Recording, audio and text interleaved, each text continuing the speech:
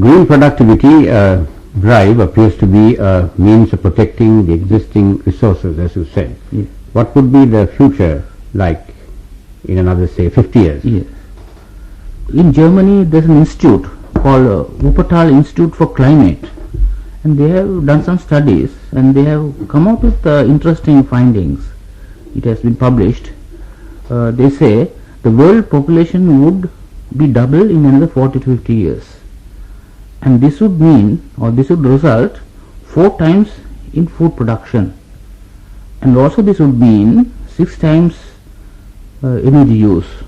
Also this would mean 8 times growth of income. We must also note that another international body in Germany believes that the nations can reach 10 times efficiency within one generation. 10 times efficiency mean efficiency in the use of energy, natural resources and other materials. Such a goal could be achieved with the current technology in hand. With appropriate policy and institutional changes, we can achieve this.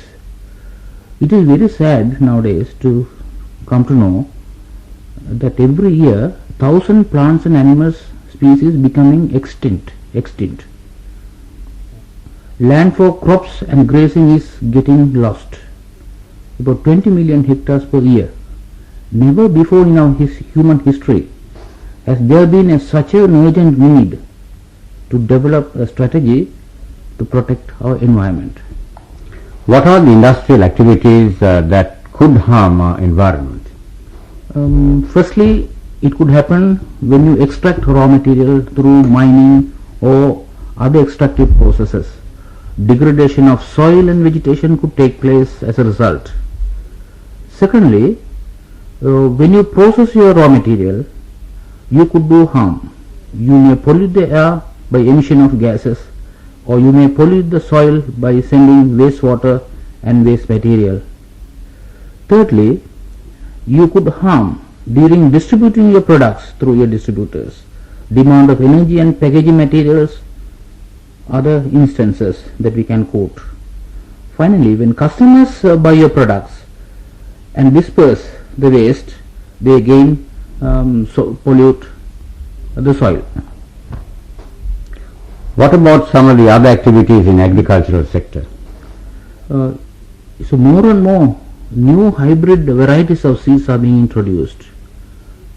This would result in increased usage of agrochemicals in the form of pesticides and fertilizers. This could harm our earth and also harm to us directly.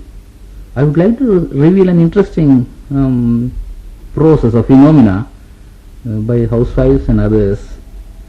Some time back, when we go to vegetable shopping or marketing for vegetable, we look for things which are large and clean and full.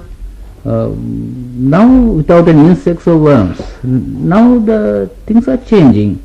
People look for fruits or vegetables. They don't mind 1 or 2 insects or worms to be seen around.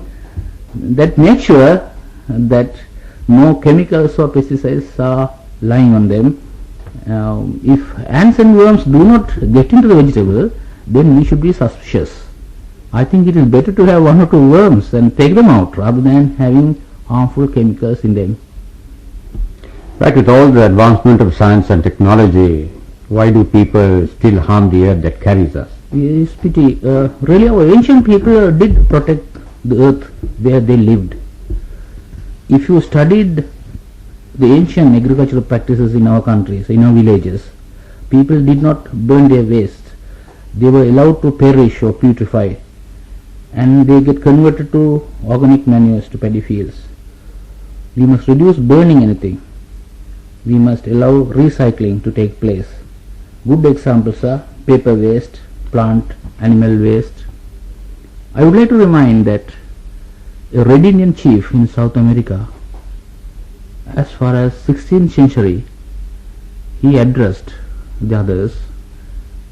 What he said was this: teach your children what we taught our children. If you harm your earth, the harm would come back to us.